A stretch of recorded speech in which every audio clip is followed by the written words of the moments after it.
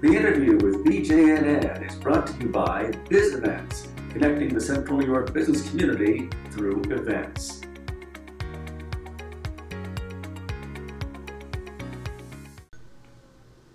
I'm Marnie Nesher, President of the Business Journal News Network, and I'd like to welcome Kim Townsend, President and CEO of Loretto.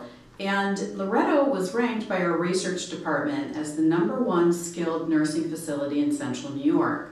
It has over 2,500 employees company-wide and is one of Central New York's largest employers. Check out our 2018 Book of Lists for a full listing. So before we begin talking about you, Kim, I wanted to talk about Loretto. I wanted to know how Loretto started. It has a really interesting history, and sometimes we get so focused on where we are right now and what we're doing for the future. I wanted to kind of take a step back and talk about its beginnings. Well, you're absolutely right, Marnie, and thank you so much for having me today. Loretto does have a very rich history. So it was founded in 1926, and it was a partnership between the Sisters of St. Francis and the Syracuse Diocese to create the first home for the aged in North America. And it was done to really solve a social problem in that day, which was that people were aging, and unless they had family members to care for them, they were ending up at the county poor farm. So the sisters in the diocese felt that that was really an undignified end to people who had lived really great lives. And so they opened the first Loretto Rest. It was for 100 people who did not have family members to care for them, open to people of all faiths and all means. So it's a great story. I never really knew about that as I was doing my research, and of course everybody knows about Loretto, but I didn't really read about where it began. So that was really interesting for me to learn that. How, in terms of your locations, how many locations do you currently have? So Loretto has 19 locations across Central New York. We employ 2,500 individuals who care for 10,000 individuals a year. And so that makes us the 4th largest health system in Central New York and the 6th largest employer. So today, staying true to our roots, Loretto has succeeded based on remaining true to those 3 foundational elements: partnership, innovation, and a desire to solve social problems. That's wonderful. And do you have any plans to expand, if you can share? Well, we do have plans to expand. We have 3 capital projects that will be shovel in the ground this summer. Okay. And we are always looking to find new ways to meet community need, provided we can do it in a sustainable manner. Oh, great. Okay. So you'll be sure to share that information with us as you get a little bit closer. Wonderful. Yes. So let's shift a little bit and now talk about you, because you're a very interesting person as well. I had the pleasure of really learning about you more at our nonprofit awards in March. You were recognized for your career achievement, and again, I read a lot about you, but at the awards, I really learned a lot more about you, and I'd like for you to talk about that a little bit today. Let's start with where you grew up. Well, you know, the nonprofit awards was such an incredible honor, honestly. So I grew up in New Hampshire, and I was the much youngest child in a family where my 2 siblings were teenagers. And so I was essentially an only child. And at a very young age, I developed an allergy to school attendance. And so I'm sure there are a lot of people like that out there, yes. I spent most of my childhood trying to find ways not to attend school. Even though I was passionate about learning, I wasn't really passionate about learning in a school setting. So you kind of fast forward, even in spite of my truancy, essentially, I went to Boston University School of Public Communication, and I was a print journalism major. So my goal at that time, being somewhat of a social crusader, and still in my roots, was to go to El Salvador and to report on the Civil War in El Salvador, But that plan was derailed when I decided at the end of my sophomore year of college that I was going to drop out of school and get married and start a family.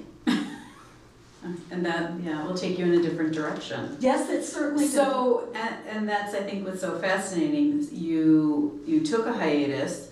You were a stay-at-home mom for a period of time. Yes, absolutely. And because of my resistance to formal education, probably, I also homeschooled my 3 daughters for 9 years. And it was something that I was very excited to do. I think it worked well for us. As it's worked out, they're adults now and they're all doing well.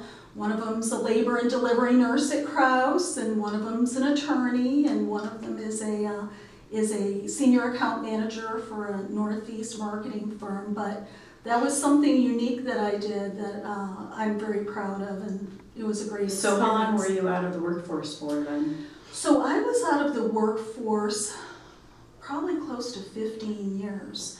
And really, I re-entered the workforce when I could see in my early 30s that I was going to be a single parent. And so at that point, I took a step back.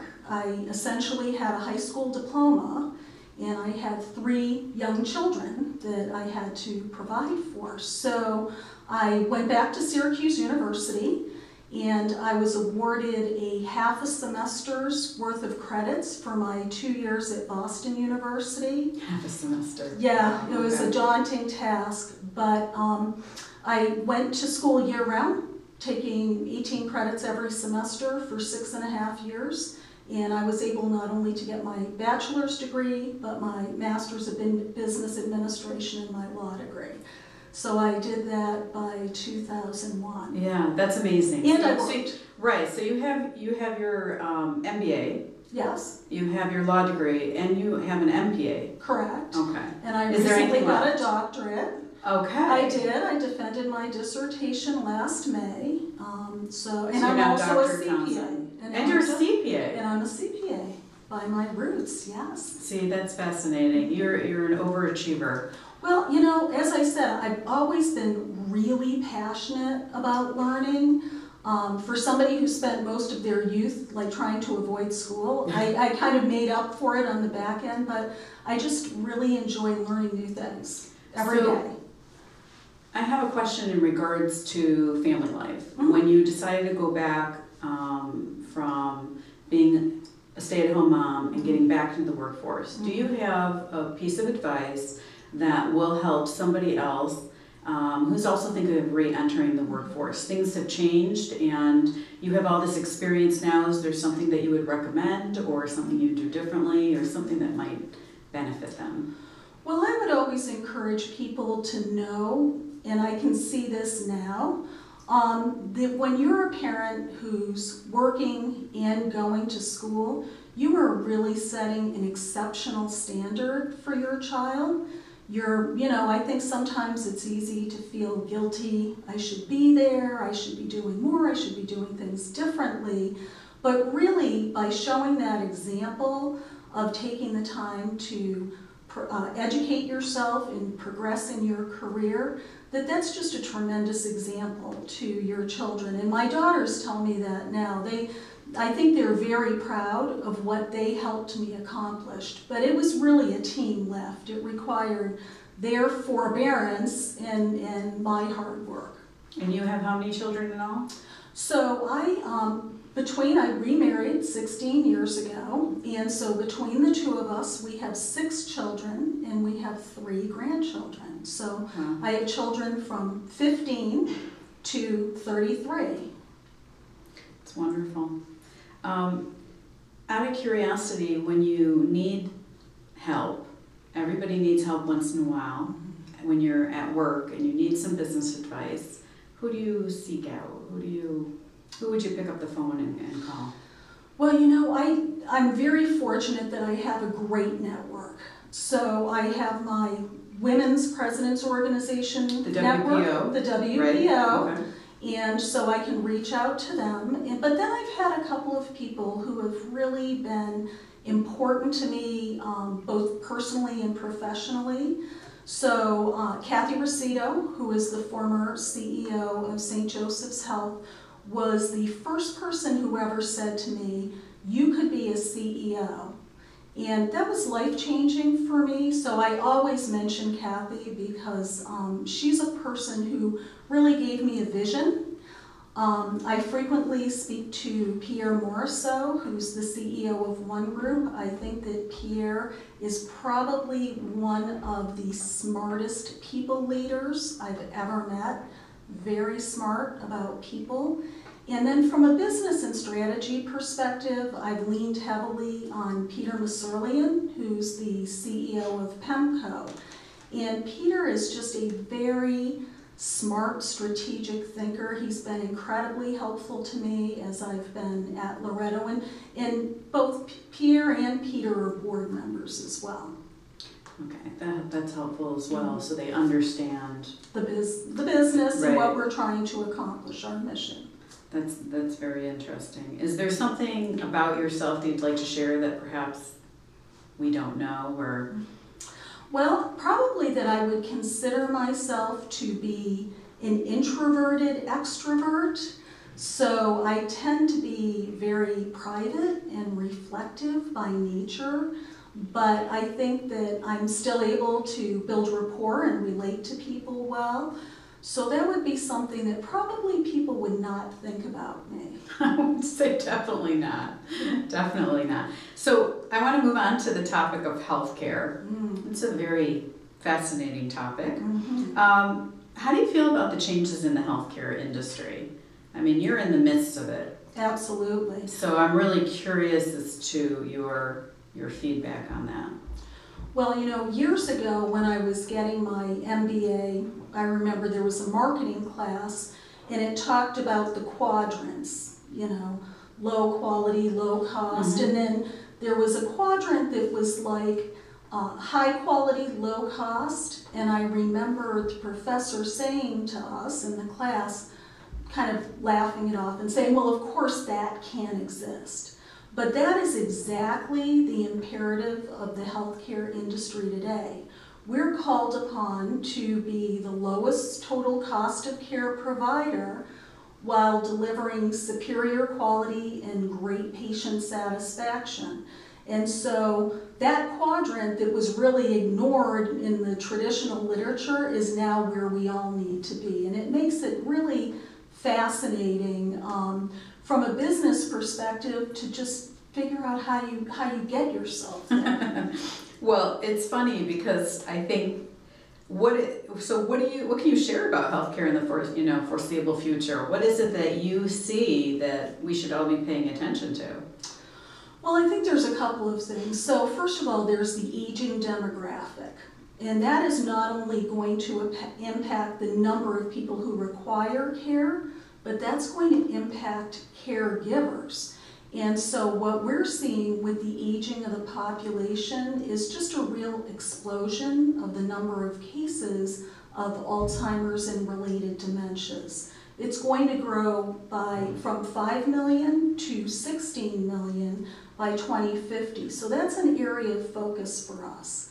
But back to that aging demographic, the average charge nurse on the hospital floor or on one of our floors is 50 years old, and these are very physically demanding jobs. So we're about to see a number of people exit the market who have been caring for individuals really without replacement. So there's a real clinical workforce shortage, and so at Loretto we're very focused on what we can do to retain people, but also to help them progress in their careers through education, kind of creating our own pipeline of the caregivers for tomorrow.